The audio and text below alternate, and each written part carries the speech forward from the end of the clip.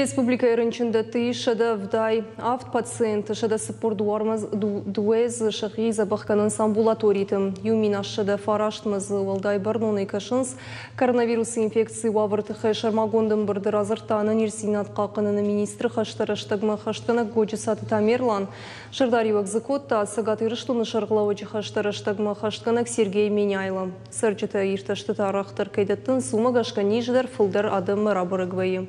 Уймама адымы бирата санитарун думынтымы докторты амантинатты не хаштkanыз. Республика шарглауычы хаштараштагмы хаштанак вапаркотта самайсын уавыртыхай кушынганинакты раштай хашой. Всем нужна фактическая обстановка для того, чтобы понять, что происходит и что необходимо сделать для того, чтобы стабилизировать ситуацию. Говорить надо правду. На штабе ПЧС отдельно по этой теме не доложите. Я в прошлый раз на аппаратном задачу ставил объем тестирования и порядок его наращивания. Мы с вами должны не сдерживать ситуацию, а управлять этой ситуацией или пытаться хотя бы контролировать ее. Бардыма арзыртой льготы хожы хошта каманын балы удоны ифтунгады тахай. Уйма мадарцев қаутыдар. Дуамин дуын фыцага мажай фаштама удоны эрбасы дуын юкурдиаты. Шафылдар баштышты шакарниш улафанта қыгдарт квайынс, ама онкологун рынтимам. Алы курдиатимадар ргум раштахтой қауга хоштасын раттой. Если у нас в отдаленных населенных пунктах, там, где есть аптеки, и там, где нет аптек, есть ли у нас эти лекарства или нет?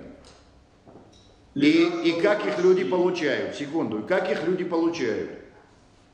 Это социально значимый вопрос для наших людей. Люди должны жить. И мы с вами должны людей обеспечить всем необходимым, чтобы они жили.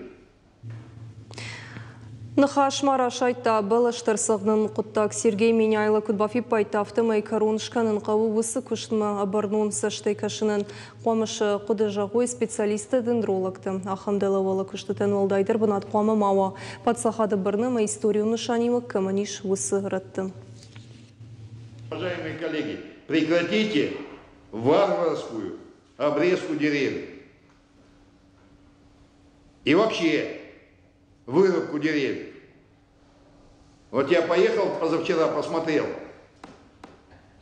во что мы превращаем наш город. Так как обрезают деревья, мы только через 2 года какую-то крону получим, или через 3 года в лучшем случае. Поэтому лучше не делать, чем делать так. И режете все это дело, в том числе и на объектах, находящихся под охраной государства. Как памятники культурного наследия, охраны культурного наследия.